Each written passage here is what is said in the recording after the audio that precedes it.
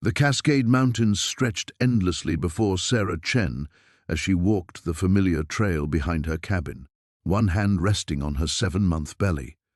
What started as a peaceful morning walk turned into a nightmare when she spotted the metallic gleam through the Douglas firs, a sleek silver craft embedded in the forest floor, still smoking from impact.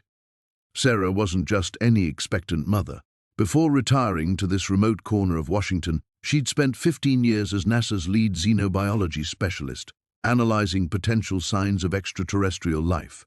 Her trained eye immediately recognized this wasn't human technology. The craft's hatch hung open, revealing an interior that defied physics, surfaces that seemed to bend light itself, but it was the small chamber inside that made her blood run cold.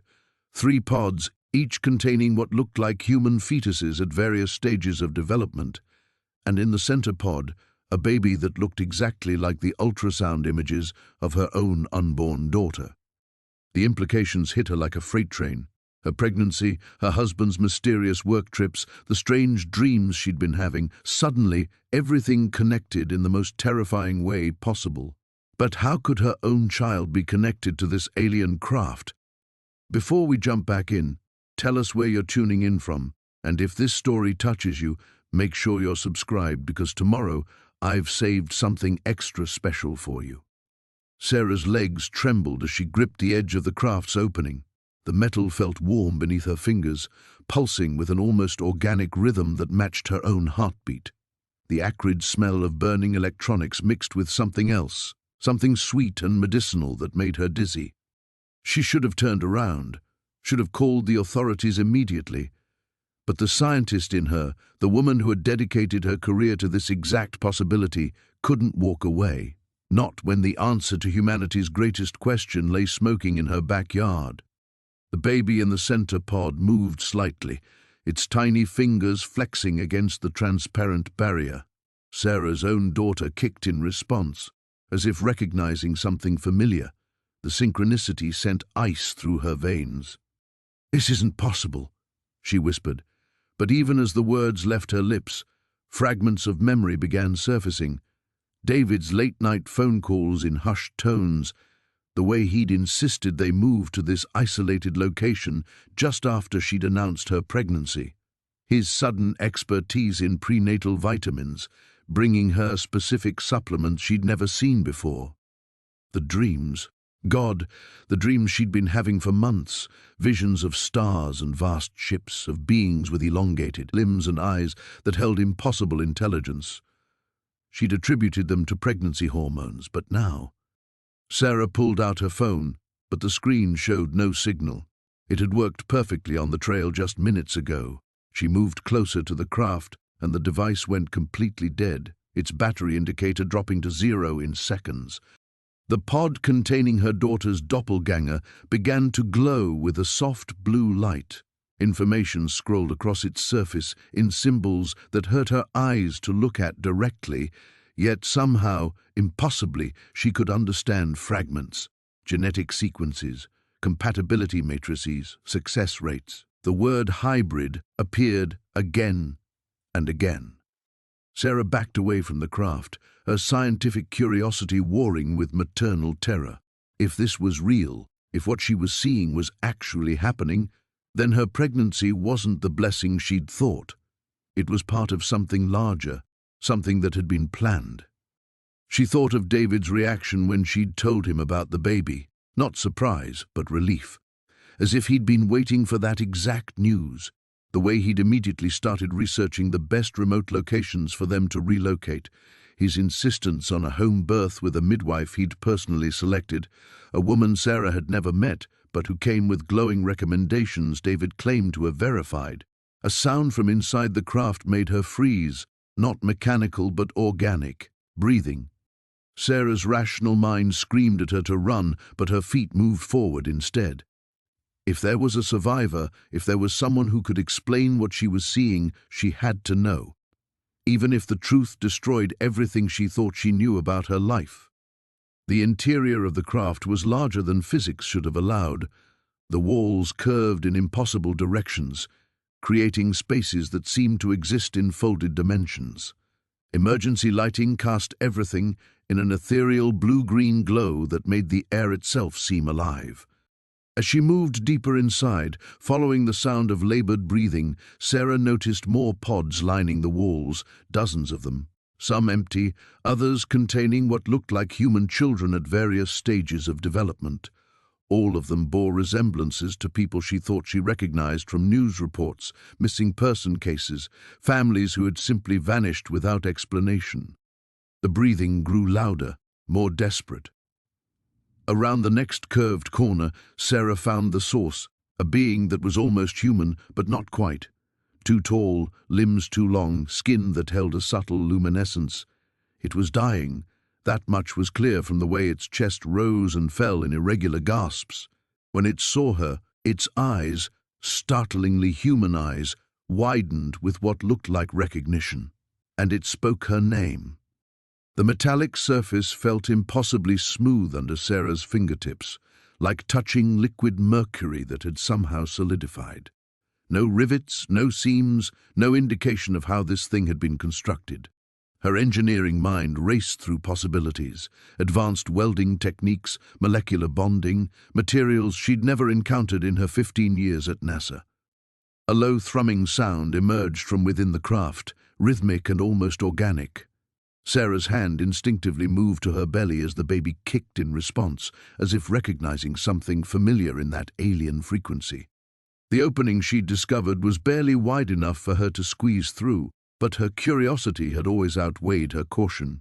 That's what had made her such a valuable systems engineer, and probably what had led to her current unemployed state after asking too many inconvenient questions about the Artemis program's sudden budget reallocations.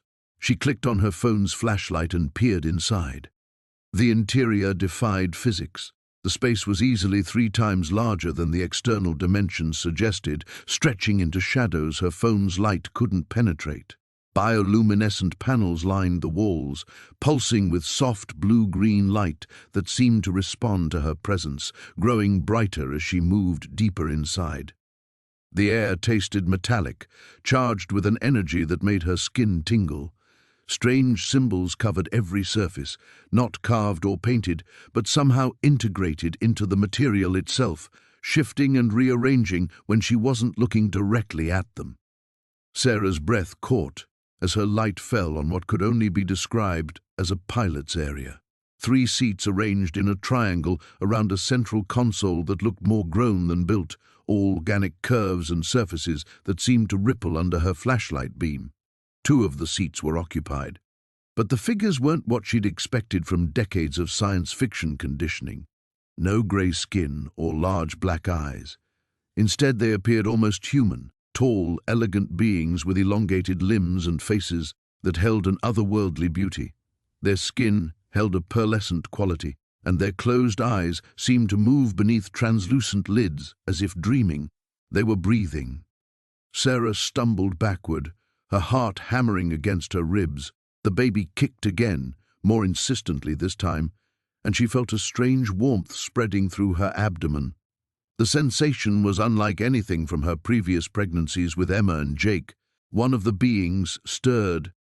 Its eyes opened, not the black orbs of popular imagination, but multifaceted like a gemstone reflecting her flashlight beam in impossible colors. When it looked at her, Sarah felt something brush against her mind, gentle but alien, like whispered words in a language she almost understood. "You carry the bridge." The words formed in her consciousness without sound, and Sarah's legs nearly gave out beneath her. She gripped the doorframe, her knuckles white against the smooth metal. The convergence was not accident. "Your offspring, prepared." "What?" Sarah whispered aloud, her voice cracking. "What do you mean?" The being's attention shifted to her swollen belly, and Sarah felt the baby respond with a series of movements that seemed almost communicative, like it was answering. "The enhancement began months ago. Your species stands at threshold. Some must be ready." Images flooded Sarah's mind. Her doctor's appointments, the unusual blood tests they'd insisted on running, the way Dr. Martinez had looked at her results with barely concealed excitement. The experimental prenatal vitamins she'd been given as part of what she'd been told was a routine study. The second being began to stir, and Sarah's phone suddenly felt hot in her hand. The screen flickered, displaying readouts she'd never seen before, complex data streams that her trained eye recognized as biological and atmospheric readings, but far more sophisticated than anything NASA had developed. Your world's governments have known, prepared, selected carriers identified and monitored. Sarah's mind reeled. Her pregnancy hadn't been planned. After losing her job, she and David had been discussing whether to try for a third child, but she'd conceived before they'd made a decision. The timing had seemed like terrible luck. Unemployment, financial stress, the uncertainty of their future. Now she wondered if anything about it had been coincidence. Selected for what? She managed to ask, though part of her dreaded the answer. The first being sat up slowly, its movements graceful, despite what must have been considerable trauma from the crash. When it looked at her again, Sarah saw something like compassion in those impossible eyes. Evolution is not always a natural process, sometimes requires guidance. Your offspring will bridge our species. First of many, the baby kicked so hard Sarah gasped, and for a moment she could swear she felt something else. Another consciousness, barely formed but aware, touching her thoughts with tiny alien fingers. Outside, the storm continued to rage, but inside the craft, Sarah Chen found herself at the center of a revelation that would reshape everything she thought she knew about humanity's place in the universe. And it was growing inside her. Sarah's hands trembled as she backed away from the vessel, her breath forming small clouds in the cold morning air. The metallic surface seemed to pulse with an internal rhythm that matched her own heartbeat, or perhaps her heart had synchronized with it. She pressed her palm against her swollen belly, feeling the baby's restless movements intensify. The rational part of her mind, the engineer who had spent years calculating trajectories and analyzing spacecraft telemetry, screamed at her to document everything, take photos, measurements, contact the authorities. But something deeper, more primal, kept her rooted in place, staring at the impossible sight before her.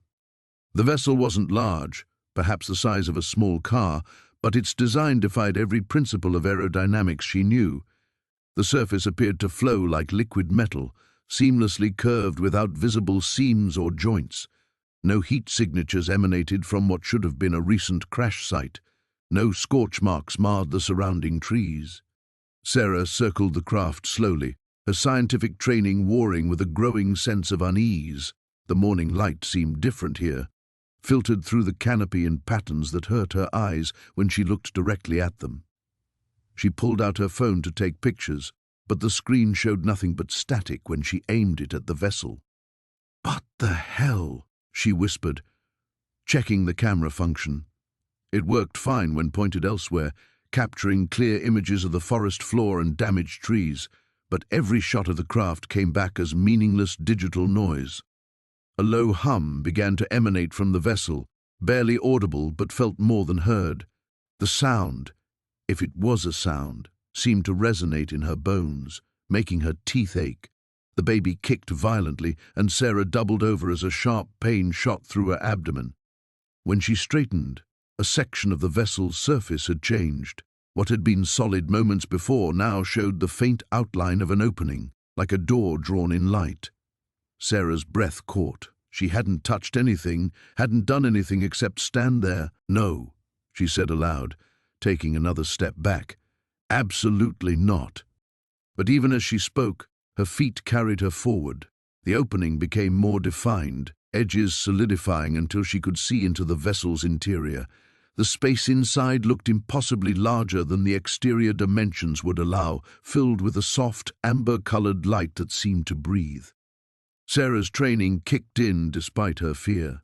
She noted the absence of visible controls, screens, or anything resembling conventional technology. Instead, organic-looking structures covered the walls, not quite plant, not quite machine.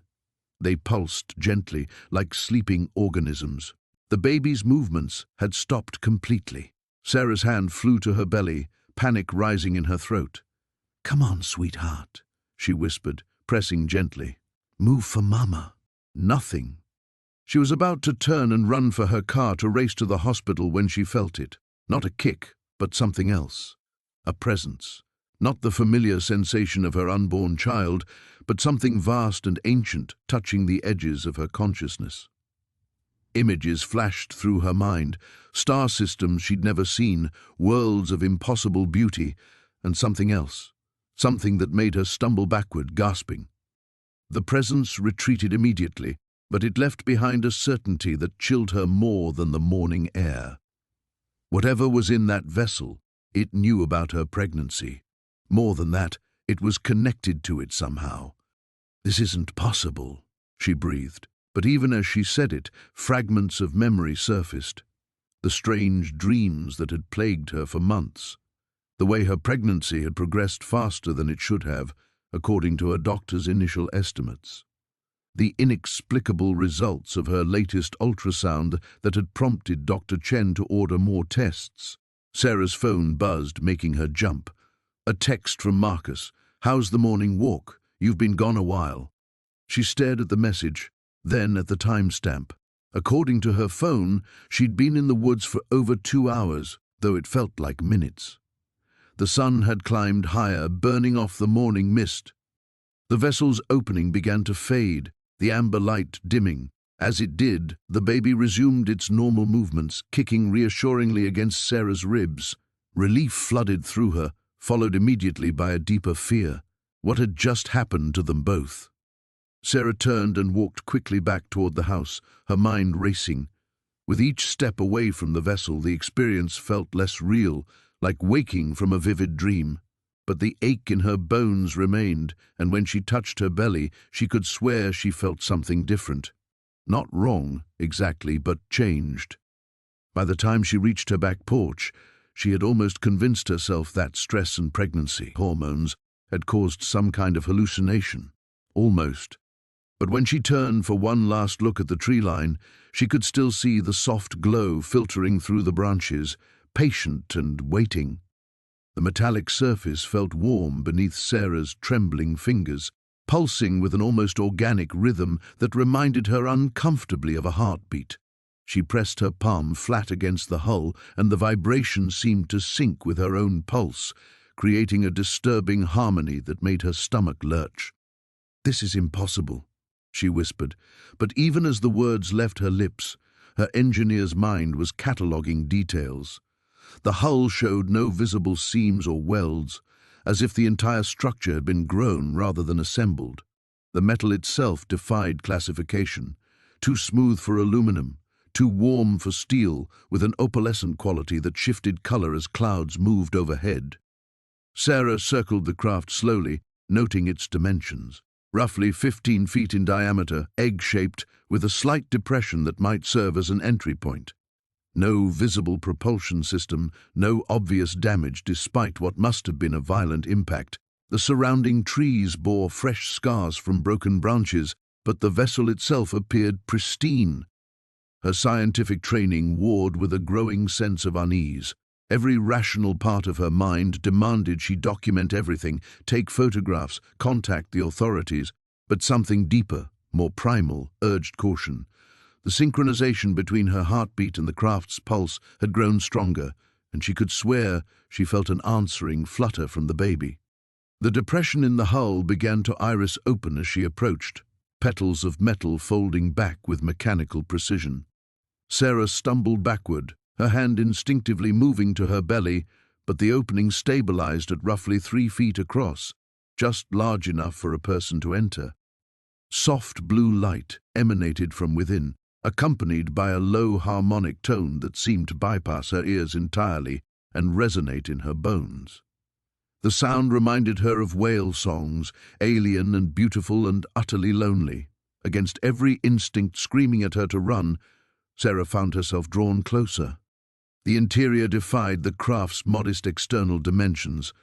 Curved walls stretched away into shadows, their surfaces covered in what looked like neural pathways made of light, branching, pulsing networks that reminded her disturbingly of ultrasound images. The floor felt soft beneath her feet, yielding slightly with each step like living tissue. At the center of the space sat a chair, or perhaps throne was more accurate.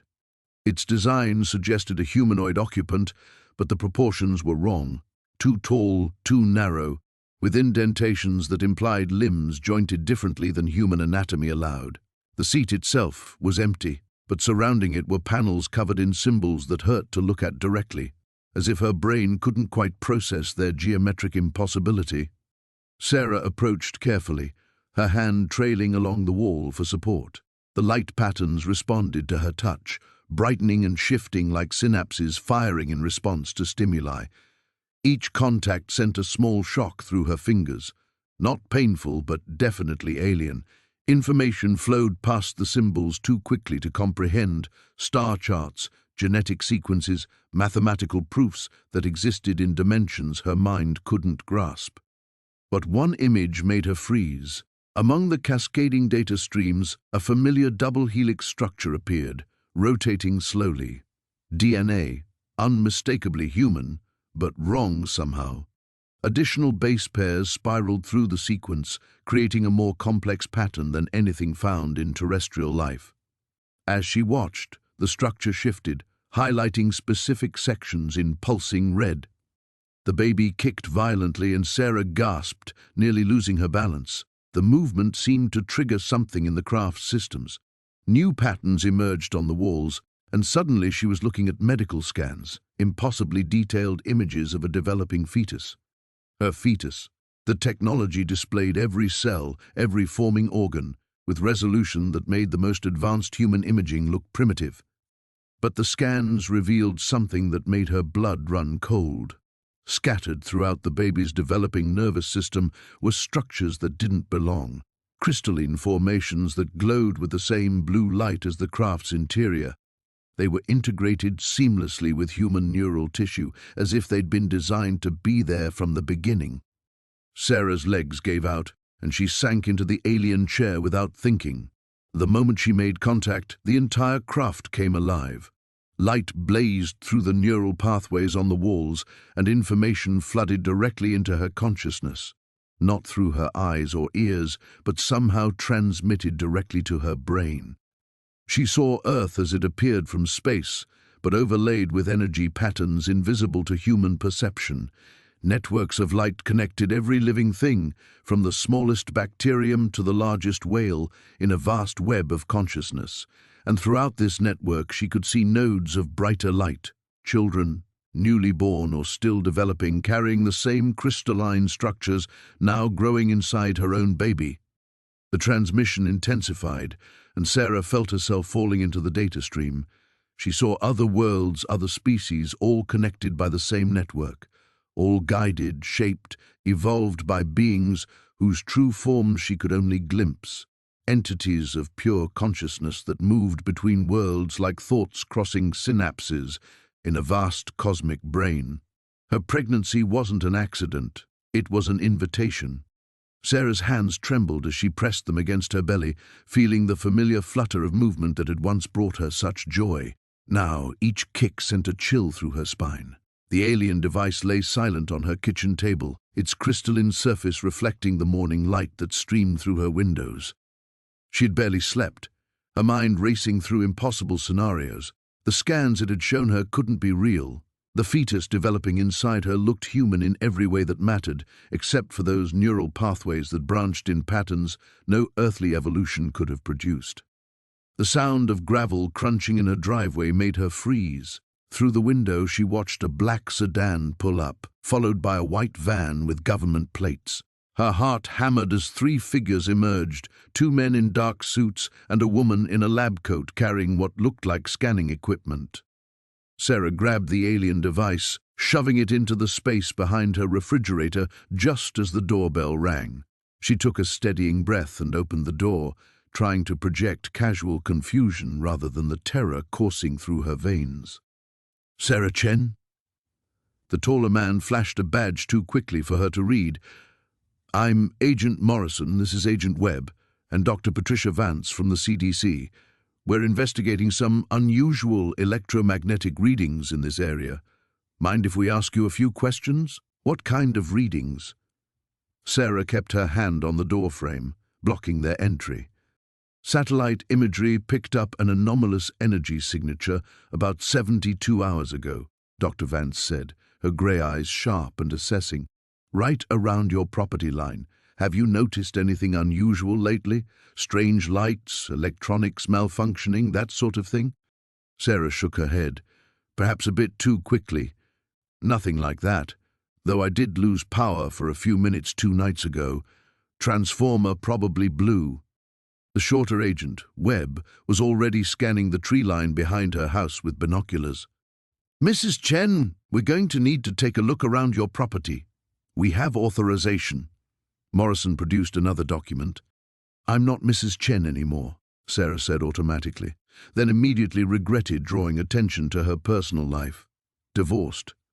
And I'd prefer if you could tell me what this is really about. National security, Morrison replied in a tone that suggested the conversation was over.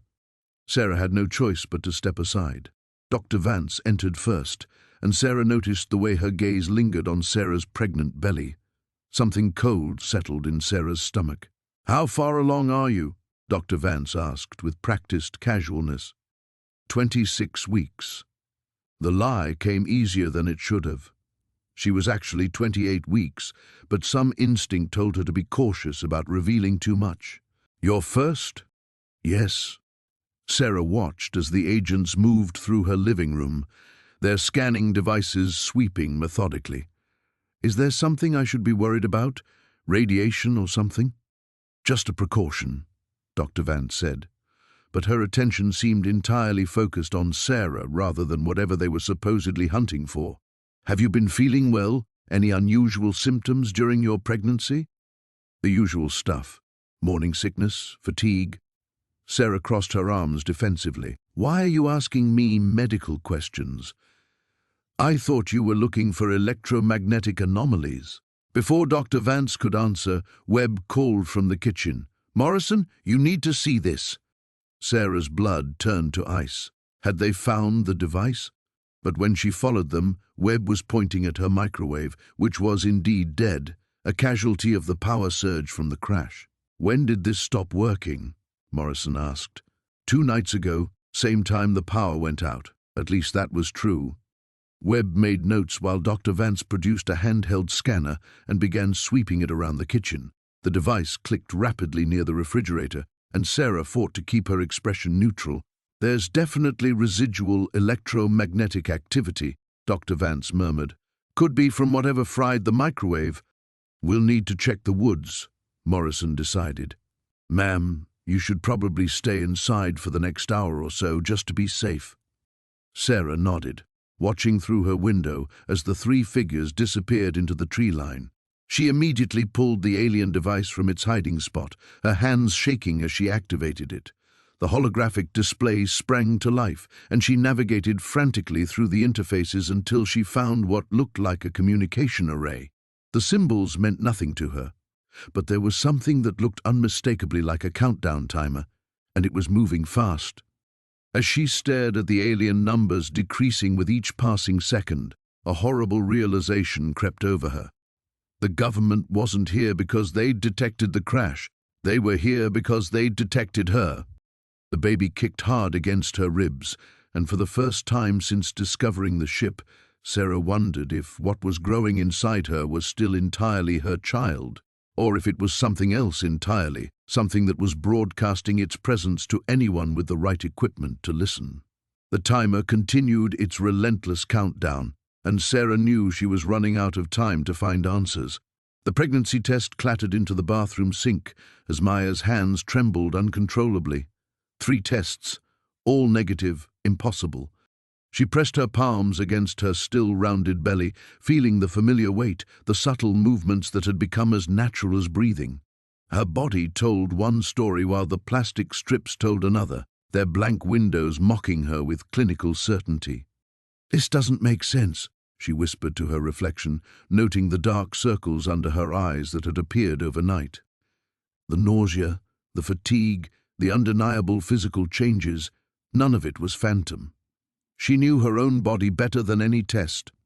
Her phone buzzed against the marble countertop. Dr. Chen's office confirming her emergency appointment for that afternoon.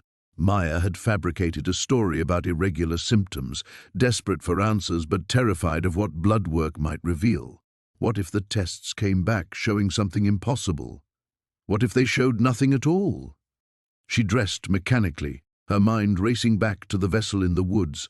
2 days had passed since her last visit, 2 days of restless sleep filled with dreams of pulsing lights and whispered voices in languages that felt familiar yet incomprehensible. The symbol she'd sketched from memory sat on her nightstand, its curved lines somehow more complex each time she looked at it. The drive to Dr. Chen's office blurred past in a haze of autumn colors. Maya found herself taking mental inventory of every sensation, the seatbelt across her middle, the way her body shifted with the car's movements, the persistent flutter low in her abdomen that felt increasingly like communication rather than simple fetal movement. "Maya, you look pale." Dr. Chen's concerned voice cut through her spiral of thoughts. "Tell me what's been happening."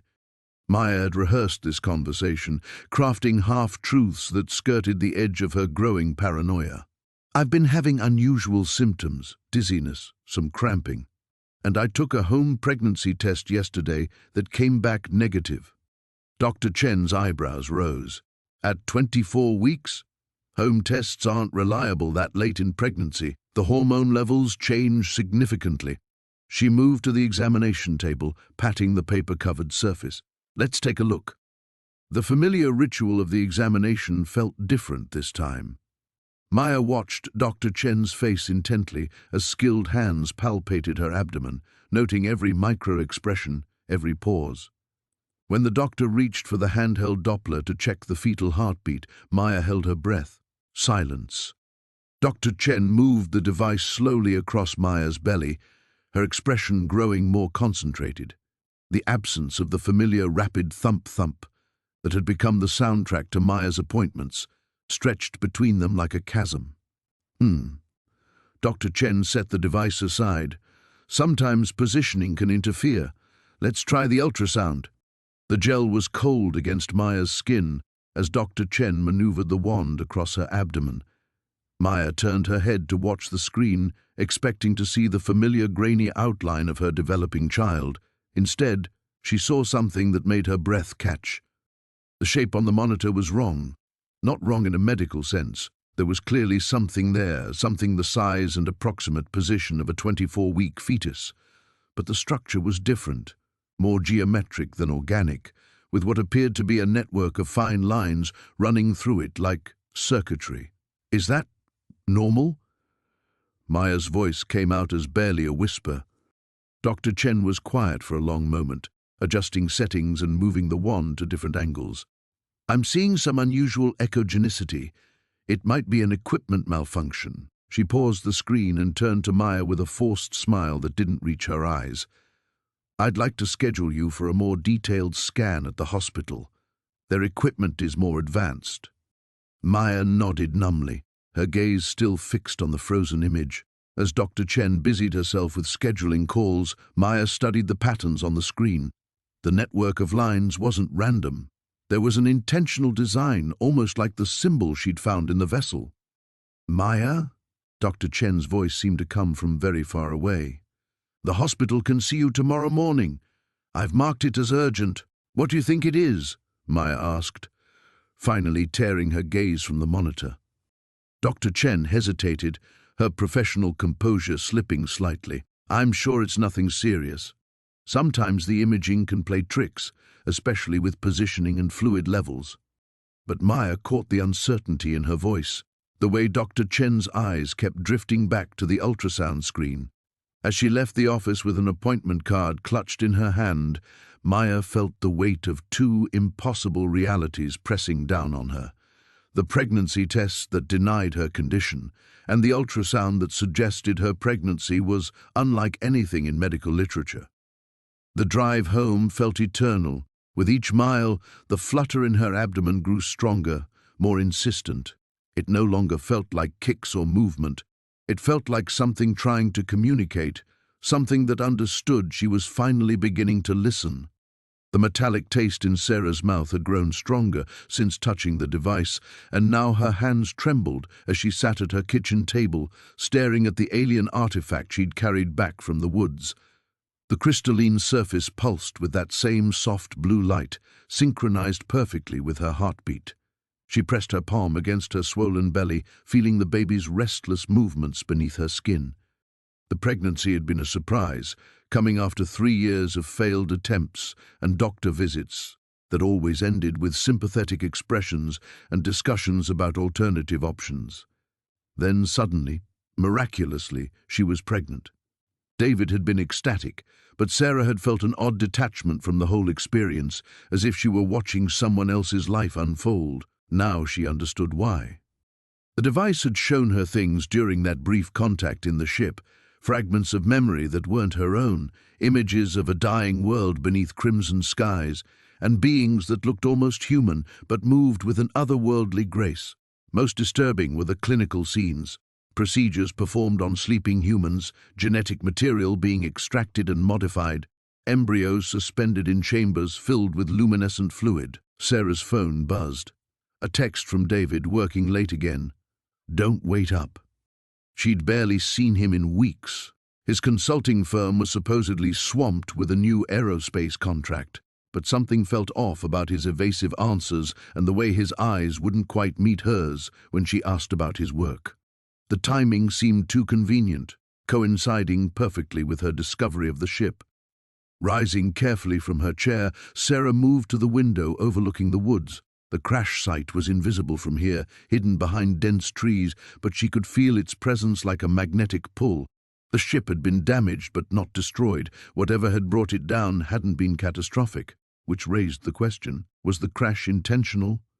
The baby kicked hard, and Sarah gasped, doubling over as a sharp pain shot through her abdomen. For a moment, the sensation felt different from the normal discomfort of late pregnancy. It felt purposeful, as if something inside her was trying to communicate. Her laptop sat open on the counter, still displaying the research she'd been conducting since returning from the ship. Government databases she probably shouldn't have been able to access, but her NASA credentials still carried weight in certain systems. What she'd found made her stomach churn with implications she didn't want to accept. Fertility clinics across the globe reported unprecedented success rates over the past year. Birth defects had plummeted to near zero. Children were being born stronger, faster, more intelligent than any previous generation. The medical community was calling it an evolutionary leap, but Sarah recognized the patterns from her engineering background. This wasn't evolution, it was design. Another kick, stronger this time, followed by a strange sensation she'd never experienced before. For just an instant, Sarah could have sworn she felt something that wasn't quite pain, wasn't quite pressure. It felt like recognition. The device on the table pulsed brighter. Sarah's hands shook as she reached for it again. The moment her fingers made contact, the world exploded into sensation. Images flooded her mind. The ship's arrival months ago, its occupants moving through the darkness to observe, to study, to modify. She saw herself sleeping peacefully beside David while figures in environmental suits stood over their bed. She saw the moment of conception, not the romantic evening she and David remembered, but something clinical and precise, conducted while they lay unconscious. But there was more. The beings weren't invaders in the traditional sense. Their own world was dying, their species facing extinction, but they weren't trying to replace humanity. They were trying to save both races by creating something new, a hybrid that could survive what was coming. The visions shifted, showing her glimpses of Earth's future, climate disasters that would dwarf current predictions, solar radiation that would make the surface uninhabitable, and worse things approaching from the depths of space. Humanity as it existed couldn't survive what lay ahead, but humanity enhanced, elevated, merged with alien genetics that might have a chance. Sarah jerked her hand away from the device, gasping. The baby was moving frantically now, responding to her elevated heart rate and the flood of adrenaline coursing through her system. But beneath the fear, she felt something else, a profound sense of connection, not just to the child growing inside her, but to something vast and ancient and desperate to survive. Her phone rang.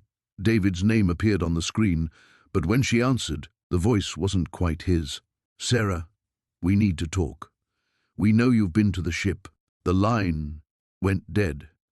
Sarah looked down at the device, then at her reflection in the darkened window.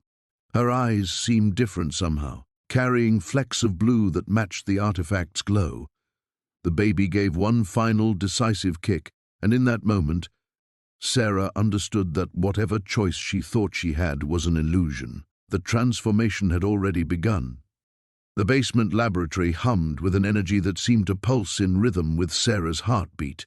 She'd spent the past 3 days analyzing the crystalline fragment she'd extracted from the vessel, and each test revealed impossibilities that challenged everything she understood about physics and biology. Under the electron microscope, the crystal structure defied classification. It wasn't mineral, wasn't organic, yet it exhibited properties of both. When she'd attempted spectral analysis, the readings fluctuated wildly, as if the sample was somehow aware of being observed and deliberately obscuring its true nature. But it was the resonance that disturbed her most. Every time she brought her testing equipment near the fragment, the baby would respond. Not with the usual gentle movements she'd grown accustomed to, but with deliberate, rhythmic patterns that seemed almost like communication. Press, press, pause, press, over and over, as if her unborn child was trying to establish contact with the alien material. Sarah placed her hands on her swollen belly, feeling another sequence of movements. The baby had grown remarkably in just the past week, far beyond what her pregnancy timeline should allow. Her clothes no longer fit, and when she'd attempted to schedule an emergency appointment with Dr. Morrison, his receptionist had informed her that the practice had no record of her as a patient. No record at all. The phone rang upstairs, startling her from her thoughts. She climbed the basement steps slowly, her additional weight making the journey more challenging than it had been just days before. The caller ID showed Marcus's number. "Sarah, where have you been? I've been trying to reach you for days. I've been working on something. Research." "At home? Sarah, the project needs you. There have been developments, unusual readings from our deep space monitoring stations. Dr. Chen thinks we might be looking at first contact protocols soon." Sarah's blood ran cold. "What kind of readings?" "Structured signals, mathematical progressions that suggest intelligence." But here's the strange part. They're not coming from space. They're coming from Earth. Multiple locations, all showing the same pattern. Her hand instinctively moved to her belly. What kind of pattern? Rhythmic pulses. Press, press, pause, press, repeated in sequences. The brass is going crazy trying to figure out the source. Sarah nearly dropped the phone. The baby kicked, following the exact sequence Marcus had just described. "I have to go," she managed. "Sarah, wait. Are you all right? You sound—" She hung up and rushed back to the basement. The crystalline fragment sat in its containment field, but something had changed. It was glowing now, pulsing with the same rhythm she'd been feeling from the baby. She activated her recording equipment and watched in fascination as the readings spiked. The glow intensified, and suddenly Sarah's mind filled with images that weren't her own. She saw Earth from space, but not as it appeared in any satellite imagery she'd studied. This Earth teemed with a network of light beneath the surface, connecting points across every continent. She saw other women, dozens of them, all in various stages of pregnancy, all carrying the same rhythmic movements within them. The vision shifted, and she found herself standing in the crashed vessel again, but now it was intact, gleaming with that same crystalline energy. Beings moved through its corridors, not the grotesque aliens of science fiction, but something eerily familiar. They had human features, but elevated somehow, as if humanity had been refined and perfected. One of them turned to face her, and Sarah gasped. It was herself, but older, changed. Her eyes held depths of knowledge that seemed impossible, and when she spoke, her voice carried harmonics that resonated through Sarah's entire being. "The convergence has begun," her other self said. What you carry is not just your child, but the next step in our evolution. We are not invaders, Sarah. We are gardeners. And the seeds we planted long ago are finally ready to bloom. The vision shattered as Sarah stumbled backward, knocking over a rack of test tubes. The sound of breaking glass brought her back to the present, but the implications of what she'd seen refused to fade. Her pregnancy wasn't natural. The baby growing inside her was something else entirely, something that connected her to a network spanning the globe. The crashed vessel wasn't from another world. It was from another time, a future where humanity had been transformed into something unrecognizable. Sarah grabbed her car keys with shaking hands. She needed answers, and there was only one place she might find them. The vessel had shown her visions, but she needed to understand the truth about what was happening to her body, her baby, her world. As she drove through the darkening forest toward the crash site, the baby's movements intensified. Press, press, pause, press. The signal was getting stronger, and somewhere in the distance she could swear she heard other signals responding. The convergence was accelerating, and she was running out of time to understand her role in humanity's transformation. The woods ahead glowed with an otherworldly light that hadn't been there 3 days ago. The metallic taste in Sarah's mouth grew stronger as she approached the vessel for the 3rd time in as many days. Each visit revealed more disturbing parallels between the alien technology and the changes occurring within her own body. The crystalline structures she discovered weren't just random formations, they were blueprints, genetic templates that matched the unusual cellular activity her transformed blood work had revealed. Dr. Martinez had called twice since their last appointment, her voice tight with professional concern barely masking deeper alarm. The pregnancy was progressing too rapidly, the fetal development following patterns that defied medical explanation. Sarah had ignored both calls, unable to voice the growing certainty that whatever was happening to her had begun long before she'd found the ship. The vessel's interior hummed with a different energy today, the bioluminescent panels pulsing in rhythm with something that felt disturbingly familiar. As Sarah placed her palm against the central console, the alien script flowed across the surface like living text, and for the first time, fragments began to make sense. Not through translation, but through an instinctive understanding that seemed to bypass her conscious mind entirely. Integration protocols, genetic compatibility, Phase 1 completion. The words formed in her thoughts without her hearing them, and she jerked her hand away from the console as if burned. But the connection remained, a thin thread of comprehension that pulled her deeper into the ship's memories. Images flooded her consciousness, a dying world, desperate refugees fleeing across the void, and a mission that spanned generations. Earth wasn't their destination, it was their salvation, and humanity wasn't their target, it was their ark. Sarah stumbled backward, her hand instinctively moving to her abdomen. The baby's movements had grown stronger over the past few days, but now she felt something else, a presence, an intelligence that responded to her emotions with an awareness that no human fetus should possess at this stage of development. "What did you do to me?" she whispered to the empty ship, but the question felt hollow.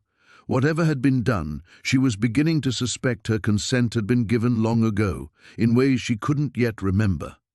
The ship's response came not in words, but in a cascade of genetic data that overwhelmed her senses. Double helixes unraveled and reformed, showing her how alien code had been carefully woven into human DNA across generations, creating compatibility where none should exist. The process hadn't begun with her pregnancy, it had begun with her ancestors, a slow integration spanning decades that had culminated in her bloodline becoming the perfect bridge between two species. Sarah watched in horrified fascination as the data revealed the truth about her family's history at NASA. Her father hadn't just been a mission specialist, he'd been part of a contact protocol, one of several astronauts who'd encountered alien artifacts during classified missions. The official records had been scrubbed, but the genetic modifications had been passed down, dormant, until the right trigger activated them. Finding the ship hadn't been an accident. She'd been drawn to it, called by signals her transformed DNA could detect. The crash itself might have been deliberate, timed to coincide with the critical phase of her pregnancy when the integration process could begin in earnest. The realization brought a surge of rage that surprised her with its intensity. She'd been manipulated, used as an unwitting incubator for an alien agenda that spanned generations. Every choice she'd thought was her own had been guided. Every step orchestrated by intelligences that viewed humanity as a resource to be harvested rather than a species to be respected. But as her anger peaked, another presence touched her mind, gentle, apologetic, tinged with something that felt almost like grief. The consciousness growing within her wasn't malevolent, it was frightened, alone, carrying the weight of its species' extinction and humanity's uncertain future. It hadn't chosen this burden any more than she had. The alien ship's data streams shifted, showing her glimpses of what was to come. Earth's climate crisis wasn't a natural occurrence, it was the result of preliminary terraforming designed to create conditions more suitable for the arriving refugees. The timeline was accelerating, political tensions rising as world leaders struggled with classified knowledge of the impending contact. A child would be born into a world on the brink of transformation, carrying genetic keys that could either smooth the transition or prevent it entirely. Sarah sank to her knees beside the console, overwhelmed by the magnitude of what she'd discovered. The baby moved again, and this time she felt its consciousness reaching out to her with something approaching love. Whatever else it was still her child, still dependent on her protection and guidance. The alien components of its nature didn't erase its humanity, they enhanced it, creating something unprecedented in the galaxy's long history of conflict and conquest. The choice before her was no longer about exposing the truth or protecting her privacy. It was about deciding what kind of future she wanted to help create, one born from fear and resistance, or one that embraced the terrifying possibility of genuine coexistence. Either way, there would be no going back to the simple life she'd imagined when she first moved to these woods. The medical bay's sterile lighting cast harsh shadows across Dr. Chen's face as she stared at the latest scan results. Sarah gripped Marcus's hand, her knuckles white against his darker skin, while the alien neural interface pulsed softly against her temple, a reminder of the impossible choice she'd made 3 days ago. "I've never seen anything like this," Dr. Chen murmured, adjusting her glasses. "The fetal development has accelerated exponentially since your last visit. Based on these measurements, you should be at 36 weeks, not 22. Sarah's breath caught. The entity's whispers had grown stronger each day, sharing fragments of knowledge about stellar navigation, quantum mechanics, and something it called the Convergence Protocol. But this was the first concrete evidence of physical change. "Is the baby healthy?" Marcus asked, his voice tight with controlled fear. Dr. Chen hesitated, cycling through multiple images on her screen. "Define healthy. The neural development is extraordinary. The brain activity readings are off any chart I have, and there are structures I can't identify, additional neural clusters that shouldn't exist." Sarah closed her eyes, feeling the entity's presence like warm honey spreading through her thoughts. "Show her," it urged. "She needs to understand what's coming." "Doctor," Sarah said quietly, "what if I told you this wasn't entirely human?" The room fell silent except for the soft beeping of monitoring equipment. Dr. Chen's expression shifted from professional concern to something approaching alarm. "Sarah, what exactly happened during those missing hours after the accident?" Marcus squeezed her hand harder. They'd agreed to keep the crash site secret until they understood more, but the weight of the truth was becoming unbearable, especially with the government agents who'd been asking questions around town, showing photos of unusual electromagnetic readings detected by satellite. "I need you to trust me," Sarah said, removing the neural interface from her temple. The device shimmered in the fluorescent light, its organic curves clearly not of human origin. "But first, I need to know, have you noticed anything unusual in your other patients recently? Any unexplained changes or abilities?" Dr. Chen's face went pale. "How could you possibly know about She stopped herself, glancing at the closed door. Mrs. Patterson's daughter started speaking fluent Mandarin last week. She's 3 years old and has never been exposed to the language. And Tommy Reeves, his mother swears he can predict earthquakes days before they happen. The entity stirred in Sarah's mind, satisfaction radiating through their connection. It has begun. The awakening spreads. What's happening to us? Dr. Chen whispered. Sarah stood carefully, her changed body moving with newfound grace. Evolution. But not the kind we expected. She placed the neural interface back against her temple, and the room's electronics immediately responded, screens flickering, displaying star charts that had never been programmed into the hospital's systems. 3 months ago, their ship detected something approaching Earth. Not another vessel, something worse. A force that has consumed 17 civilizations across this spiral arm of the galaxy. They came here not to invade, but to warn us, to prepare us. Marcus moved to her side, his face a mask of protective concern. Sarah, maybe we should... No. Her voice carried new harmonics, the entity's influence bleeding through. The children being born now, the ones already changing, they're humanity's only chance. But there's something else, something I only learned yesterday. Dr. Chen gripped her desk as the star charts zoomed in, focusing on Earth's solar system. A dark cloud appeared at the edge, moving inexorably inward. This isn't random, Sarah continued. The force, they call it the silence, it specifically targets worlds on the verge of achieving interstellar capability. It's drawn by our radio signals, our satellites, our attempts to reach out into space. We rang the dinner bell without knowing we were on the menu. The lights flickered as emergency sirens began wailing somewhere in the hospital. Dr. Chen's pager buzzed urgently. I have to check on other patients, she said, her voice shaking. But Sarah, whatever's happening to you, to your baby, we need to document it, study it. If what you're saying is true, then we have less time than you think. Sarah touched her swollen belly, feeling movement that was somehow too complex, too purposeful for a normal fetus. The entity estimates 18 months before the silence arrives.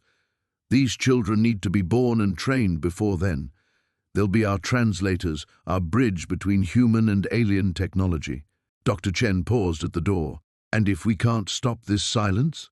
Sarah met her eyes, and for a moment, Dr. Chen saw something vast and ancient looking back at her through a human face. Then we run, all of us, to new stars, new worlds. The entity's people had colonies the silence never found. But leaving Earth, she touched the neural interface, feeling the weight of impossible decisions. That's a choice every human will have to make. The sirens grew louder, and through the window they could see military vehicles approaching the hospital. I think, Sarah said quietly, that choice is about to be taken from us. The laboratory's fluorescent lights hummed overhead as Sarah stared at the impossible results displayed on her laptop screen. 3 days of running and rerunning the genetic analysis had yielded the same conclusion each time. The DNA sample from the vessel wasn't entirely alien. Sections of it matched human genetic markers with terrifying precision. Her hands trembled as she scrolled through the data, cross-referencing sequences she'd memorized during her years at NASA's astrobiology division. The baby kicked sharply against her ribs, as if responding to her elevated stress levels. She pressed her palm against the spot, trying to calm both herself and the life growing inside her. This can't be right, she whispered to the empty lab. But the evidence was undeniable. The alien genetic material contained fragments of human DNA, not just similar structures that might have evolved independently, but exact matches to sequences found in modern Homo sapiens. The probability of such precision occurring naturally across species separated by vast cosmic distances was essentially zero. Sarah's phone buzzed with an incoming call from Marcus. She'd been avoiding him since their argument 3 days ago, when he'd demanded she destroy all evidence of her discovery. The phone fell silent, then immediately began ringing again. What? She answered, not bothering to hide her irritation. Sarah, thank God. You need to get out of there. Now! Marcus's voice carried an urgency she'd never heard before. They know about the lab. Who knows? Marcus, you're not making... The same people who've been monitoring your house. I've been digging into the property records around your area. Your land, along with 6 adjacent parcels, were purchased by shell companies 3 months before you moved in. 3 months before you even knew you were pregnant. The laptop screen blurred as Sarah's vision tunneled. She gripped the edge of the lab bench, feeling the baby shift restlessly inside her. That's impossible. We chose that house randomly. The realtor showed us dozens of... Sarah, listen to me. The realtor works for them too. This whole thing was orchestrated. Your pregnancy, the house, the crash site, none of it was coincidence. Through the lab's small window, Sarah caught a glimpse of movement in the tree line. Dark figures were emerging from the forest, moving with military precision toward the building. Her breath caught in her throat. They're here, she whispered. Back exit, now. Get to the river and follow it downstream. There's an old maintenance tunnel about half a mile south. It connects to the storm drain system. I'll meet you at the outlet near Highway 9. Sarah was already moving, grabbing her laptop and the sample case containing the alien material. The baby's movements had become more pronounced, almost frantic. She couldn't shake the feeling that somehow, impossibly, it knew they were in danger. The lab's rear door opened onto a narrow maintenance path that led through dense undergrowth toward the river. Sarah moved as quickly as her pregnancy would allow, branches catching at her clothes and hair. Behind her, she heard the distant sound of the lab's front door being breached. The river appeared through the trees, its dark water reflecting the overcast sky. Sarah followed the rocky bank downstream, her feet slipping on the wet stones. Each step sent jolts of discomfort through her swollen belly, and she found herself placing a protective hand over the baby. The genetic analysis results replayed in her mind as she stumbled along the riverbank. If the alien DNA contained human sequences, it suggested one of 2 possibilities. Either humanity had encountered these beings before, or the beings had been studying human genetics for far longer than anyone imagined. A third possibility, one that made her stomach clench with dread, was that the relationship between humans and these entities was far more intimate than simple observation or contact. The timing of her pregnancy, the precise location of the crash, the way her own body seemed to be changing in ways that defied normal human gestation, it all pointed to something that challenged her understanding of her own species' origins. The maintenance tunnel appeared ahead, a dark concrete mouth set into the riverbank. Sarah hesitated at its entrance, looking back toward the lab. Smoke was rising from the building's direction, black against the grey sky. She entered the tunnel's darkness, her footsteps echoing off the concrete walls. The baby had grown still, as if it too was listening. Sarah's enhanced night vision, another unexplained development of her pregnancy, allowed her to navigate the twisting passage with unexpected ease. As she walked, fragments of memory surfaced, dreams she'd had as a child, recurring images of vast ships moving through star-filled void, of beings with elongated limbs and knowing eyes. Dreams she'd dismissed as imagination, but which now felt disturbingly like memories. The tunnel began to slope upward, leading toward the storm drain outlet. Behind her, distant voices echoed through the darkness. Her pursuers had found the entrance. Sarah quickened her pace, one hand on her belly, the other clutching the evidence that would either save humanity or reveal its most terrifying truth. The baby kicked once, sharply, against her palm. In that moment, Sarah realized she wasn't just carrying a child. She was carrying the future of 2 species. The laboratory's sterile fluorescent lights cast harsh shadows across Dr. Elena Vasquez's face as she stared at the impossible data scrolling across her computer screen. 3 days had passed since she'd brought samples from the alien vessel to her former colleague's private research facility, and the results defied every principle of biology she'd ever learned. The DNA integration is seamless, Marcus whispered, pointing to the molecular diagrams rotating on the monitor. Whatever happened to you, Elena? It's been ongoing for months. maybe longer. Elena's hand instinctively moved to her swollen belly, where the baby, their baby she'd thought, kicked with unusual vigor. The movement felt different now, more purposeful, as if responding to her elevated stress. "That's impossible. I would have known." "Would you?" Marcus pulled up another screen showing her blood work progression. "Look at these hormone levels from your prenatal visits. The patterns are consistent with human pregnancy, but the underlying cellular activity—" He traced a finger along a series of spikes. "This isn't random genetic drift, Elena. This is directed evolution." The room felt suddenly claustrophobic. Elena gripped the lab bench, her engineering mind racing through the implications. The vessel. How long has it been in those woods? Based on the soil displacement patterns you described and the technology degradation, I'd estimate at least 18 months, possibly longer. 18 months. Elena's breath caught. She and David had moved to the house 19 months ago, specifically choosing the property for its isolation and proximity to nature. They'd wanted peace while they tried to start a family. After months of failed attempts, she'd finally conceived 6 months ago. "Show me the genetic markers again," she demanded. Marcus hesitated. "Elena, maybe we should—" "Show me." The screen filled with a double helix structure that looked almost human at first glance. But as Marcus highlighted specific sequences, Elena saw the elegant additions, base pairs that shouldn't exist, forming patterns that seemed to pulse with their own rhythm. It was beautiful and terrifying in equal measure.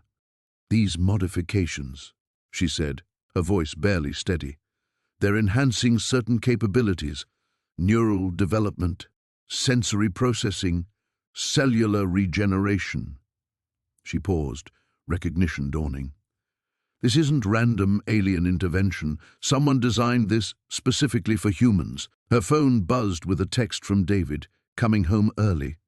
"We need to talk." Elena's blood went cold. David, who had been acting strangely since she'd mentioned finding the vessel. David, who had insisted they move to that specific house. David, who had suggested they stop trying fertility treatments right before she'd mysteriously conceived. "Marcus, I need to see the communication device from the ship." "Elena, that thing is in quarantine. The electromagnetic signatures alone. Now." 20 minutes later, Elena stood before the crystalline artifact they'd extracted from the vessel's control chamber. It hummed with barely contained energy, its surface shifting between translucent and opaque, like breathing glass.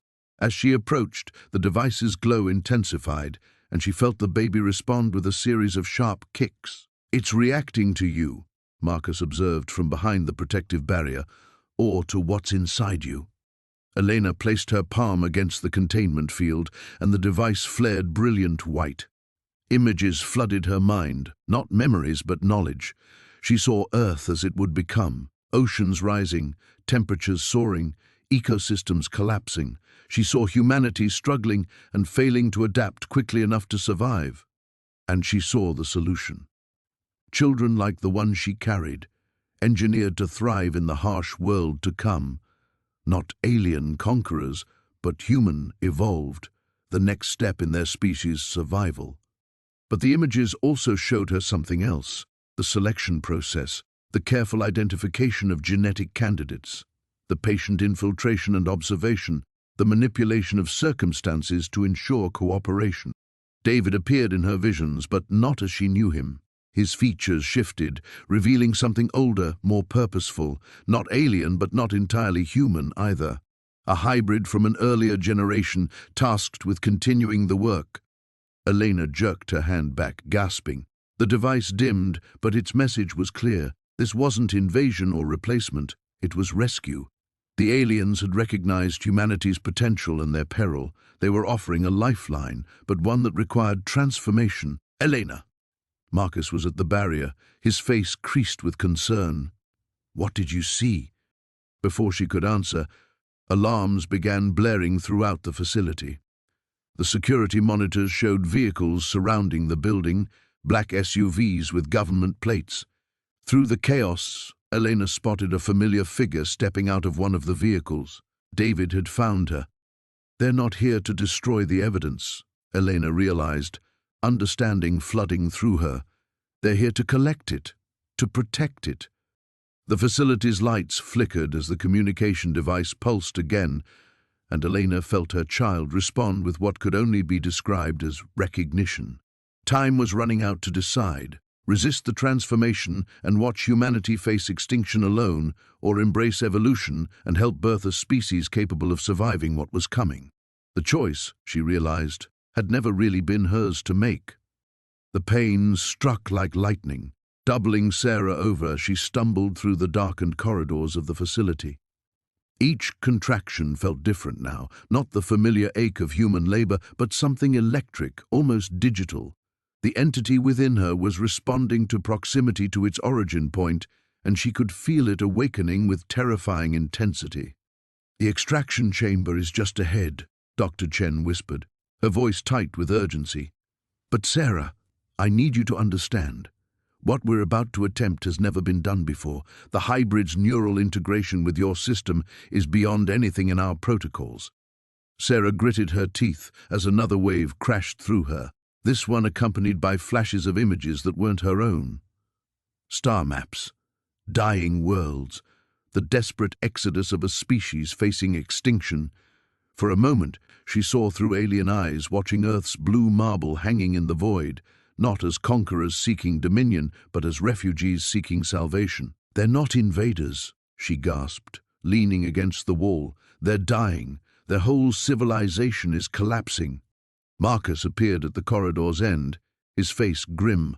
"The security teams are mobilizing. Director Hawthorne knows we're here. We have maybe 10 minutes before this place is locked down completely." The facility around them hummed with alien technology integrated into human engineering, a partnership born from decades of secret cooperation. Sarah's engineering mind catalogued the hybrid systems even through her pain, recognizing the elegant fusion of biological and quantum computing that made faster-than-light communication possible. "The other mothers," she said suddenly, grabbing Dr. Chen's arm. "How many others were there?" Chen's hesitation spoke volumes. 17 globally. You're the first to carry to this stage. The others, the integration wasn't successful. Sarah's blood ran cold. She thought of the dreams that had plagued her for months, fragments of other women's experiences, filtering through some shared consciousness. The late-night nausea that felt too precise, too purposeful. The way her baby's kicks sometimes seemed to respond to celestial events she couldn't possibly perceive. They reached the extraction chamber, a sterile white room dominated by a pod-like apparatus that looked disturbingly organic. Cables snaked across the floor like vines, and Sarah could hear a subtle harmonic resonance that seemed to match her heartbeat. "The process will separate the hybrid consciousness from your own," Dr. Chen explained, running her hands over impossibly smooth control surfaces. "But Sarah, you need to know, the entity inside you isn't just using your body as an incubator, it's learning from you, your memories, your knowledge, your capacity for love and sacrifice. That's why you were chosen." Another contraction hit, and this time Sarah saw more than images. She experienced memories that belonged to the alien consciousness, the first probe's arrival on Earth decades ago, the careful observation of human behavior, the selection criteria that led them to her. They hadn't wanted a vessel, they had wanted a teacher. "The baby," she whispered. "It's really mine too, isn't it?" "The genetic integration is complete," Chen confirmed.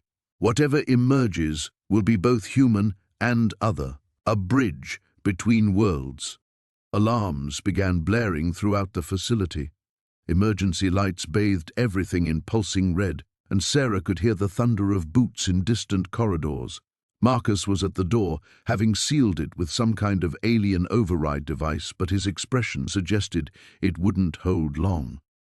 "Choose now," Dr. Chen said, her hand hovering over the extraction controls. "We can remove the entity, give you a chance at a normal life. But if the hybridization process completes naturally, what happens to humanity?" Sarah asked. "I don't know. Maybe we evolve. Maybe we're absorbed. Maybe we find a way to coexist among the stars." Chen's eyes met hers. But it won't be the same species that first looked up at the night sky and wondered if we were alone. The door shuddered under assault from the security teams. Sarah pressed her hands to her belly, feeling the presence within respond to her touch. Not alien anymore, she realized. Not entirely human either. Something new. Through the mental link, she sensed the entity's desperation. Not for conquest, but for survival. Its species faced extinction within decades. Earth represented not a prize to be claimed, but a partnership that might save both races from the cosmic catastrophe approaching their region of the galaxy. The choice was always mine, she said, stepping away from the extraction pod. From the moment I found that ship, this was my decision to make. Dr. Chen's face went pale. Sarah, you don't understand the implications. I understand that sometimes evolution requires a leap of faith. Sarah straightened as another contraction built, but this time she didn't fight it. And sometimes the future of two species depends on one woman's trust in the unknown. The door exploded inward just as Sarah made her final choice. The pain hit Sarah like a lightning bolt, doubling her over as she stumbled through the forest toward the crash site. The entity's whispers had grown more insistent over the past hour, a constant hum that seemed to vibrate through her bones. Her pregnancy felt different now, heavier, more urgent, as if something inside her was awakening. Marcus caught her arm as she nearly fell, his face etched with concern. Sarah, we need to get you to a hospital. This is insane. No, she gasped, pressing one hand to her swollen belly. It's too late for that. We're almost there. The alien vessel came into view through the trees, its crystalline surface pulsing with that familiar bioluminescent glow. But something had changed. Where before the light had been steady, now it flickered in rapid patterns, almost like a heartbeat, or like a countdown. Dr. Reeves emerged from behind the ship, her expression grim. Sarah, thank God you're here. The entity has been calling for you. The ship's systems are going into some kind of overdrive. Sarah approached the vessel, drawn by an irresistible pull. The moment her hand touched the cool surface, images flooded her mind. Not the gentle sharing she'd experienced before, but a torrent of urgent communication. Time runs short. The others will come. You must understand. Others? Sarah spoke aloud, not caring that Marcus and Dr. Reeves were watching her with alarm. What others? The entity's response came as a cascade of visions, ships descending from the sky, but these weren't like the crashed vessel. These were massive, predatory things that blotted out the sun. She saw cities burning, humans fleeing in terror, and something else, something that made her blood run cold. She saw herself, but different. Her eyes held that same alien intelligence, and her belly was larger, distended beyond what any human pregnancy should be.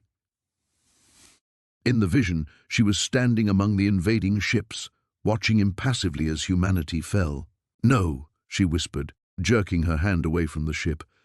I won't let that happen. But the entity wasn't finished.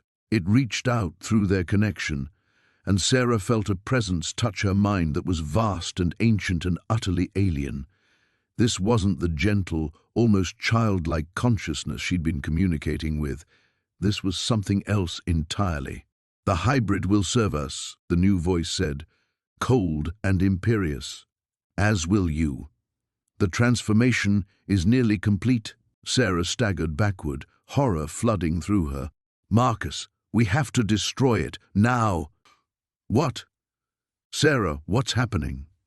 Before she could answer, the air above them began to shimmer. A low humming sound filled the forest, growing louder by the second. Through the canopy, Sarah could see lights descending. Not the warm bioluminescence of the crashed ship, but harsh white beams that cut through the darkness like searchlights. They're here, Dr. Reeves breathed, pulling some kind of device from her jacket. The advanced scouts. Sarah spun to face her. You knew? You knew this would happen? I suspected, Dr. Reeves admitted, not meeting her eyes. The crashed ship, it wasn't an accident, it was bait, a way to identify suitable hosts for their breeding program. Rage filled Sarah, hot and pure. "You used me. You used my baby." "It's not your baby anymore," Dr. Reeve said quietly. "I'm sorry, Sarah. I truly am. But the process can't be reversed. The hybrid is too far along." Marcus stepped forward, his fists clenched. "What are you talking about? What process?" The pain hit Sarah again, stronger this time, and she felt something shift inside her, something that definitely wasn't human. The entity in the ship reached out to her again, but now she could sense its desperation. "Help me," it pleaded. "I never wanted this. They forced me to serve as bait, but I've grown to understand humans through you. Please, destroy the ship before they can retrieve the genetic data." Sarah looked up at the descending lights, then back at the crystalline vessel. Everything clicked into place. The crashed ship contained more than just an alien consciousness. It held the complete genetic mapping of her unborn child, the template for an entire generation of human-alien hybrids. "The ship," she said, turning to Marcus. "Do you still have those charges you brought?" He nodded, pulling the small explosives from his pack. "But, Sarah, if we destroy it—" "The entity says it will die with the ship," she finished for him. "It's willing to make that sacrifice to save humanity." Another wave of pain doubled her over, and she felt the thing inside her respond to the approaching ships. It was growing stronger, feeding off the alien presence above them. Soon, it would be too powerful to stop. "Do it," she gasped. "Do it now, before it's too late." Marcus looked at her for a long moment, then began placing the charges around the ship's base. The lights above them were getting brighter, and Sarah could now make out the outline of massive vessels through the trees. The invasion had begun, but maybe, just maybe, they could still deny the aliens their greatest weapon. The laboratory's emergency lighting cast everything in deep red, making the alien symbols on Sarah's skin appear to pulse with their own rhythm. Dr. Chen's face was pale as she studied the readouts from the ultrasound machine, her fingers trembling as she adjusted the controls. "The neural pathways are accelerating," Chen whispered, her voice barely audible over the facility's alarm system. "Sarah, whatever's happening to your baby, it's not following any human developmental pattern I've ever seen." Sarah pressed her hand against her belly, feeling the strange warmth that had been growing stronger since she'd first touched the alien vessel. The baby moved beneath her palm, but the movement felt different now, purposeful, almost communicative. "Show me," she said, her voice steadier than she felt. The ultrasound screen revealed an image that made both women fall silent. The fetus appeared normal in size and basic structure, but branching throughout its developing brain were intricate patterns that resembled the crystalline networks they'd found inside the crashed ship. Delicate threads of light seemed to pulse along these pathways, creating a rhythm that matched the symbols now covering Sarah's arms. "It's beautiful," Sarah breathed, then immediately felt foolish for the admission. But it was beautiful, an elegant fusion of human biology and something utterly alien. Dr. Chen pulled up another screen, this one showing brain activity measurements. "The electromagnetic output is off the charts. If I didn't know better, I'd say your baby is already conscious, already thinking at a level that shouldn't be possible for months." The building shuddered as something massive moved overhead. Through the small basement window, Sarah could see military vehicles surrounding the facility. Agent Morrison and his team had found them, just as she'd feared they would. "We need to go," Sarah said, but Chen was transfixed by the data scrolling across her monitors. "Wait, there's something else." Chen's fingers flew over the keyboard, pulling up genetic analysis results. "Sarah, your DNA is changing too. Not just markers or expressions, the actual genetic code is being rewritten in real time." Sarah stared at the spiraling double helix on the screen. Sections of it glowed with the same ethereal light as the alien symbols, and as she watched, new sequences appeared and integrated seamlessly into the existing structure. "The changes started the moment you made contact with the vessel," Chen continued. "But they're not random. There's a pattern, a purpose. It's as if something is preparing your body to carry a hybrid child."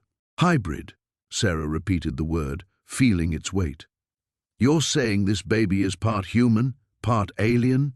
I'm saying this baby might be something entirely new, a bridge between our species.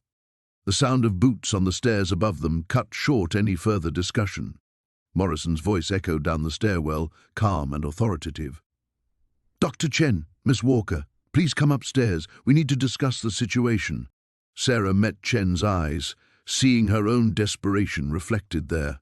They both knew that going upstairs meant the end of any chance to understand what was happening, the end of any choice in how this played out.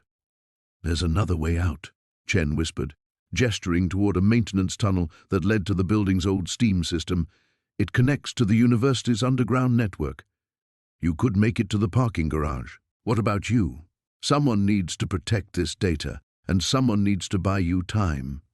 Sarah felt tears threatening, but the baby's movement inside her brought a strange sense of calm. The symbols on her skin began to glow more brightly, and suddenly she could sense something beyond the walls of the laboratory, multiple presences, alien and waiting. "They're not alone," she whispered, the knowledge coming from somewhere deep within her transformed consciousness. "The one who crashed, who's been trying to communicate through me. There are others. They're coming." Dr. Chen's equipment began registering massive electromagnetic disturbances. Outside, shouting erupted as the military personnel responded to something in the sky. "Sarah, whatever's happening to you, whatever this baby represents, I don't think it's an invasion," Chen said urgently. "The genetic modifications, the neural enhancement, it's too careful, too protective. I think they're trying to save us." The building shook again, more violently this time.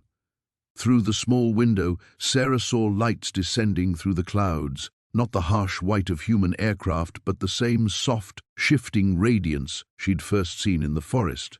Morrison's voice grew closer, more insistent. Soon they would break down the laboratory door. Sarah squeezed Chen's hand. "Thank you," she said simply, then moved toward the maintenance tunnel. As she crawled into the narrow passage, she felt the baby shift inside her, and for just a moment she could have sworn she sensed its thoughts, ancient, wise, and filled with hope for a future neither fully human nor alien, but something beautiful and new. Behind her, she heard Dr. Chen begin speaking loudly about equipment malfunctions and lost data, buying precious seconds as the lights in the sky grew brighter. The laboratory beneath Sarah's childhood home hummed with an energy that made her teeth ache. Banks of computers lined the walls, their screens flickering with data streams she couldn't comprehend. But it wasn't the technology that made her stomach lurch. It was the rows of cylindrical tanks filled with murky fluid, each one containing what looked like developing embryos. "My God, Dad," she whispered, her hand instinctively moving to her belly. "What have you done?"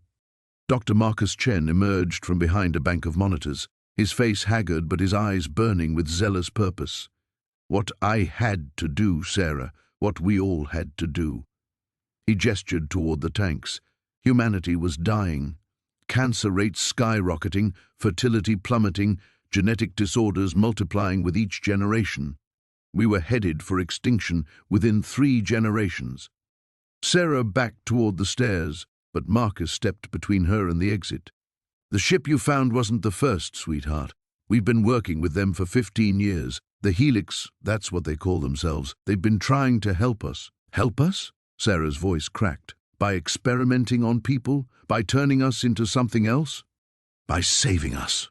Marcus moved closer, his hands outstretched as if approaching a wounded animal. "The genetic modifications aren't random, Sarah.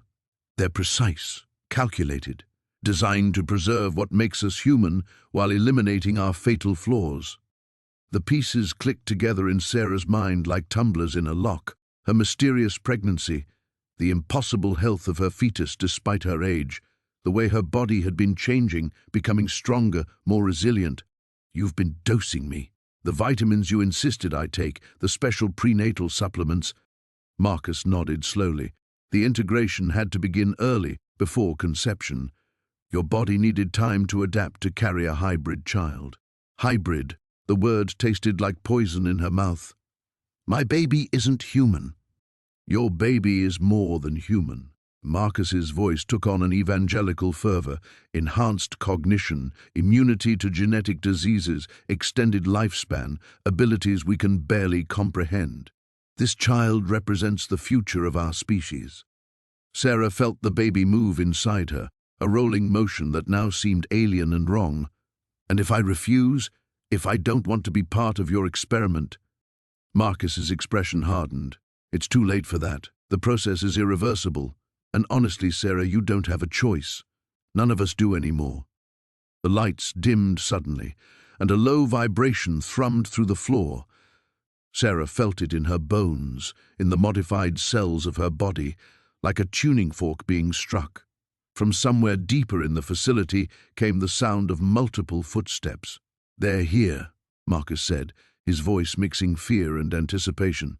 "The Helix have come to check on our progress." Sarah ran for the stairs, but her father caught her arm. His grip was surprisingly strong, and she realized with horror that he had been modified too. "Let me go!" "I can't do that. They need to examine you, to ensure the pregnancy is progressing correctly. Your child could be the breakthrough we've been waiting for." The footsteps grew closer, accompanied by a sound like whispered singing that seemed to come from inside her head. Sarah felt the baby respond, moving more vigorously, as if recognizing something familiar. The realization hit her like a physical blow. The child inside her wasn't just hybrid, it was connected to them, designed to be a bridge between species. "The crashes," she gasped. "They weren't accidents. You've been bringing them here." Marcus released her arm but blocked her path. "Strategic landings. We needed fresh genetic material, new technologies. The first ship gave us the basic framework, but each subsequent vessel brought refinements. How many others? How many people have you done this to?" "Enough to ensure survival. Selected individuals across the globe, chosen for genetic compatibility and strategic positioning. Scientists, government officials, military personnel, people who could help smooth the transition." The singing grew louder, and Sarah saw shadows moving at the base of the stairs. Tall, elongated figures that seemed to flow rather than walk. Her baby kicked hard enough to make her gasp, and she felt something shift in her perception. The laboratory suddenly looked different, more organic, the technology somehow alive. "Fight it," Marcus warned. "Don't let them take full control yet. The integration needs to be gradual, or your human consciousness could be overwhelmed." But Sarah wasn't fighting anymore. As the first helix emerged into the light, its features both terrible and beautiful in their alienness, she felt a strange calm descending. The fear was still there, but underneath it was something else, a sense of inevitability, of purpose. The creature approached her with fluid grace, its large eyes reflecting depths of intelligence that made her feel like a child. When it spoke, the words formed directly in her mind, bypassing her ears entirely. "The time grows short, Sarah Chen. Your offspring will be crucial to what comes next. Are you prepared to embrace your species' evolution?" The underground chamber hummed with an energy that made Sarah's teeth ache. Banks of alien machinery lined the walls, their surfaces rippling with the same bioluminescent patterns she'd seen in the crashed vessel. But this place was different, older, more established. This wasn't a crash site, this was a facility. "How long has this been here?" she whispered, one hand instinctively protecting her belly where the hybrid child grew stronger each day. Dr. Chen moved past her, his face grim in the ethereal light. "According to our estimates, at least 50 years, maybe longer." He paused at a central console, its surface alive with shifting symbols.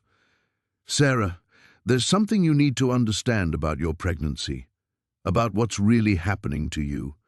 The words hit her like ice water. She'd known something was wrong, the accelerated development, the strange dreams, the way her body seemed to be changing in ways that defied human biology. But hearing it confirmed made her legs weak. "The entity in the forest," Chen continued, "it wasn't the first. They've been coming here for decades, preparing. And they've been selecting. Selecting what? Compatible hosts. Women with specific genetic markers, particular backgrounds in science and engineering. Women who could understand and adapt to what they're trying to achieve. Sarah sank against the wall, the cold metal shocking against her back. You're saying they chose me? That this pregnancy isn't random? Look around you, Sarah. This entire facility is designed around human hybrid integration. Every console, every interface, it's built for someone exactly like you, a human with advanced technical knowledge carrying a hybrid child. The implications crashed over her in waves, Marcus finding this exact house, the mysterious circumstances that led them to move here just months before she became pregnant. Even her sudden departure from NASA. Had any of it been her choice? The neural link you experienced with the entity, Chen said, studying readings on a nearby display. It wasn't just communication. It was programming, teaching the hybrid consciousness inside you how to operate these systems. As if summoned by his words, Sarah felt a familiar stirring in her mind. Not her own thoughts, but something else, alien yet strangely intimate. Images flashed behind her eyes, star charts, technological schematics, and something that looked like a countdown. 47 hours, she said, the knowledge arriving fully formed in her consciousness. They're coming back in 47 hours.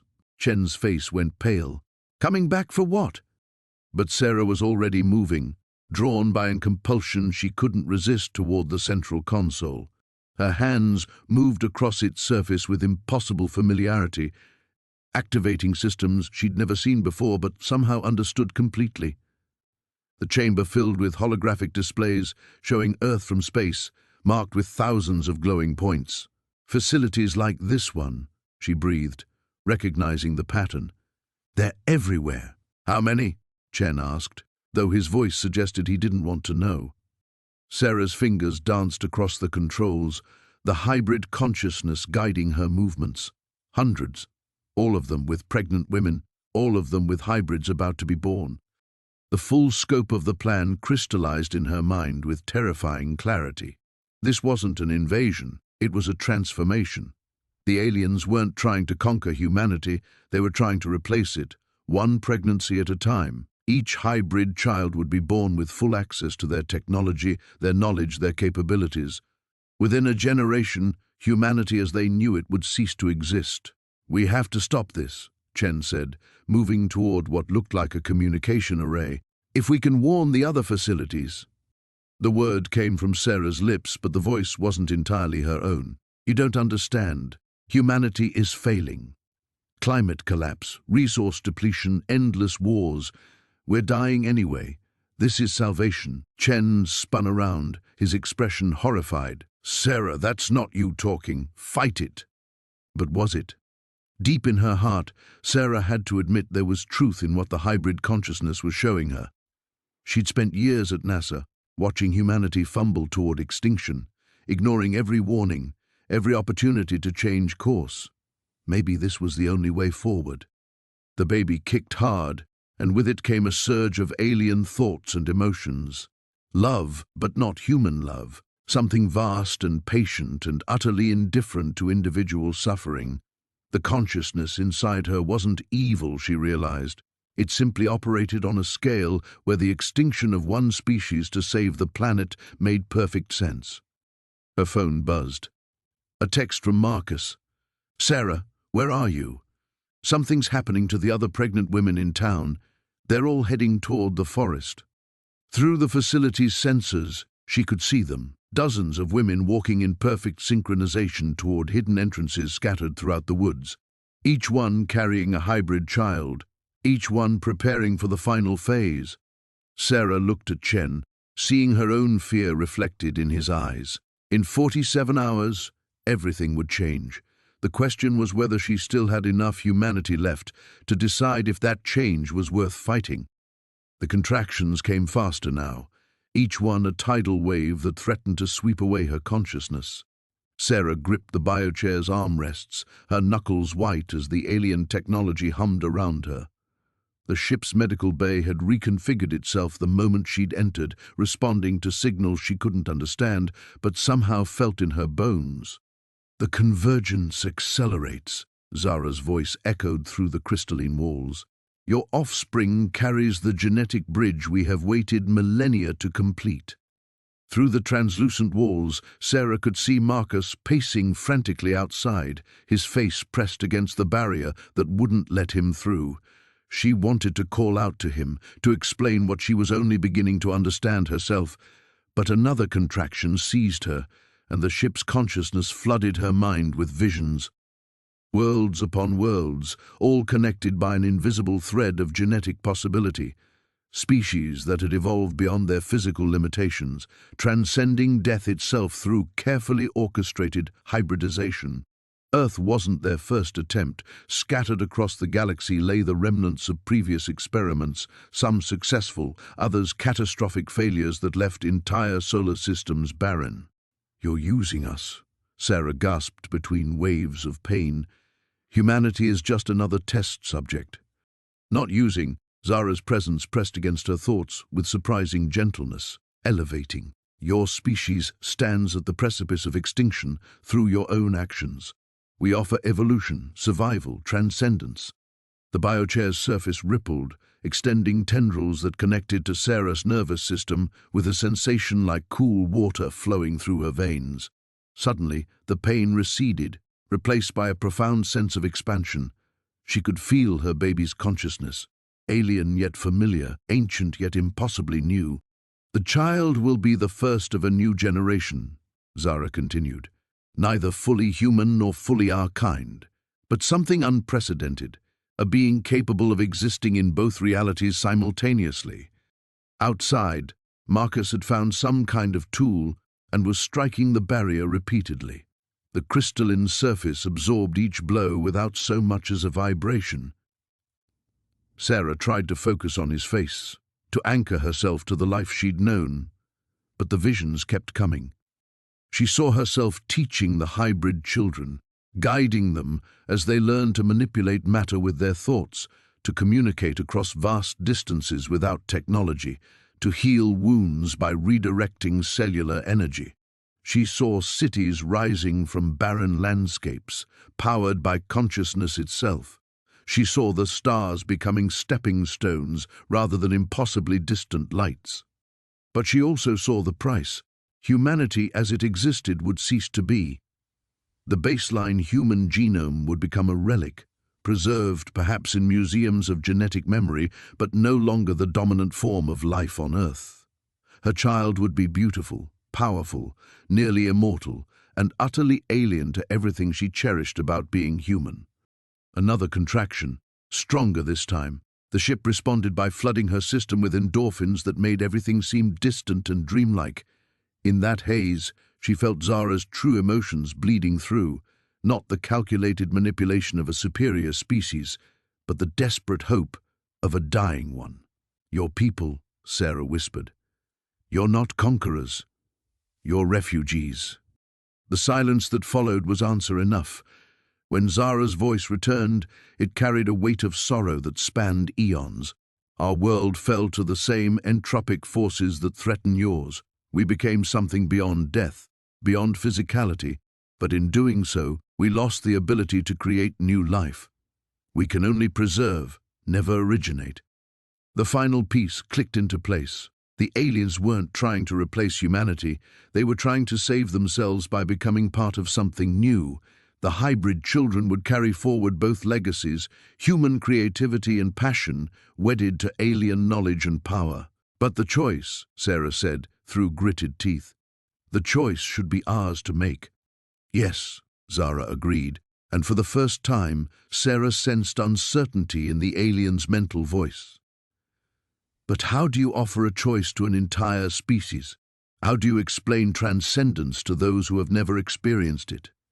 The answer came not in words but in sensation, as Sarah felt her child preparing to enter the world. She could sense its dual nature, the fierce independence and curiosity that were purely human, intertwined with capabilities that defied every natural law she'd ever studied. Marcus had stopped attacking the barrier and was simply standing there, tears streaming down his face. Sarah reached out with senses she didn't know she possessed and felt his love like a physical force, unconditional and absolute. Whatever their child became, he would love it. She knew that with a certainty that transcended the alien visions. "Then we start with one," Sarah said, her voice steady despite the chaos in her body. "One child, one family, one choice at a time. No forced evolution, no species-wide transformation. Just parents making decisions about their children's future with all the information they need." The bio chair pulsed with something that might have been alien approval.